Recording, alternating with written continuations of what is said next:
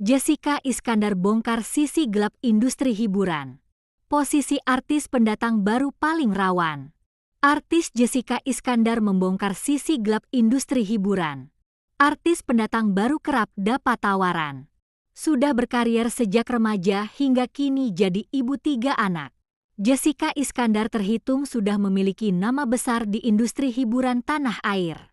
Kerja keras dan konsistensi jadi tuntutan yang harus dipenuhi Jessica untuk bisa mencapai posisinya saat ini. Namun begitu, istri Vincent Verhaagh itu menyebut, ada jalur lain yang juga bisa jadi jalan pintas seseorang membangun popularitas di dunia hiburan. Jessica menyiratkan, hal demikian seolah sudah jadi rahasia umum di industri hiburan. Ia juga menyebut, bahwa artis pendatang baru paling rawan ditawari jalan pintas menuju ketenaran. Sisi gelap? Ada. Ini biasanya terjadi sama anak-anak baru yang mau mulai entertainment sama perjalanan menuju terkenal sama kalau dia udah terkenal banget. Kata Jessica Iskandar pada Selasa, 28 April 2026. Menurut Jedar, artis pendatang baru seringkali dimanfaatkan oleh oknum yang menjual janji-janji ketenaran. Mereka diiming-imingi ketenaran lewat jalur pintas. Dari yang dulu ya, dari yang anak-anak baru mau masuk entertainment itu sisi gelapnya adalah apa? Banyak banget orang-orang yang berkedok produser, manajer, atau yang bisa ngangkat dia ke dunia entertainment deh yang menggunakan nama itu sebagai kedok. Oke, kalau kamu mau sukses ayo. Nanti saya kasih peran, atau nanti kamu saya kasih jalan. Pokoknya nanti saya promosin tapi ayo ke belakang dulu. Cerita Jedar seraya memperagakan oknum yang menjanjikan jalur pintas ketenaran. Untungnya jalan karir Jedar tak segelap itu.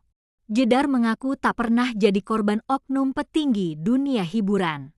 Meski begitu, Jedar mengaku nyaris dijadikan wanita hiburan. Jedar yang memulai karir sebagai model di usia 16 tahun itu sempat dilirik muncikari. Dia ditawari pekerjaan dengan alibi menemani makan malam. Kalau aku dari segi kayak gitu enggak. Tapi aku dulu waktu awal-awal mulai itu banyak banget telepon dari mami-mami itu nawarin kerjaan. Ini Jessica ya. Kamu mau enggak? Tante ada kerjaan nih cuma kayak dinner aja. Kamu mau enggak? Oh maaf tante saya nggak kesana Kang Yu. Kata Jedar menirukan obrolannya dengan sosok muncikari. Label popularitas kerap kali jadi tolak ukur kesuksesan dunia artis. Namun ketenaran itu sendiri yang kemudian menjadi ujian. Menurut Jedar, seringkali para artis mengabaikan kesehatan ketika diberkahi ketenaran. Itu perjalanan menuju dunia entertainment menurut aku sisi gelapnya itu. Nah kalau udah terkenal biasanya mengabaikan kesehatan. Karena jam kerja udah tinggi. Biasanya duit udah gampang banget. Hayo ambil, banyak pekerjaan, biasanya mengabaikan kesehatan terus akhirnya sakit, papar Jedar. Sisi gelap dunia hiburan ternyata tak hanya mengintai pendatang baru ataupun yang sedang naik daun.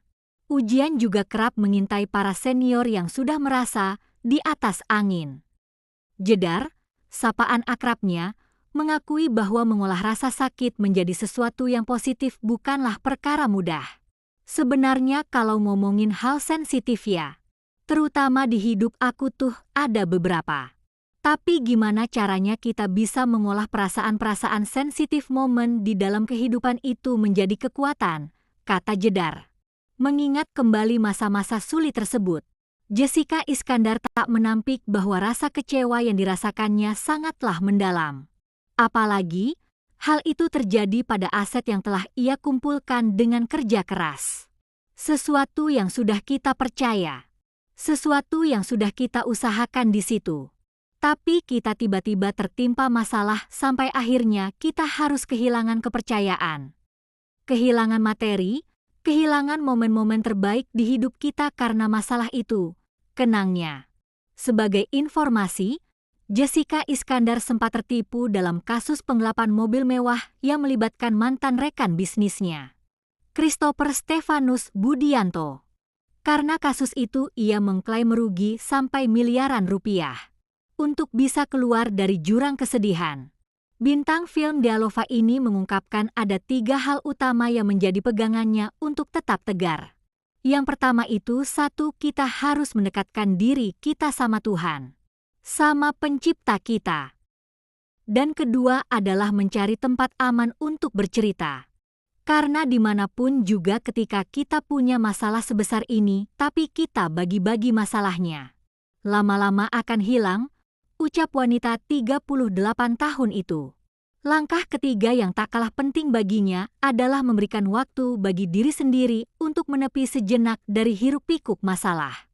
Ketiga adalah menjauh sejenak, mencari ketenangan. Ketika aku contohnya 2014, aku punya masalah yang sangat besar di hidup aku. Aku enggak tahu di mana, tambahnya.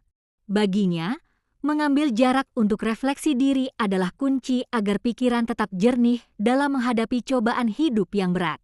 Dengan demikian, keputusan terbaik bisa dipilih.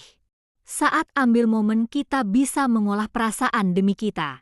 Disitulah kita bisa lebih tenang menjalani masalah tersebut. Jadi 3 hal itu adalah main point, tandas ibu 3 anak itu.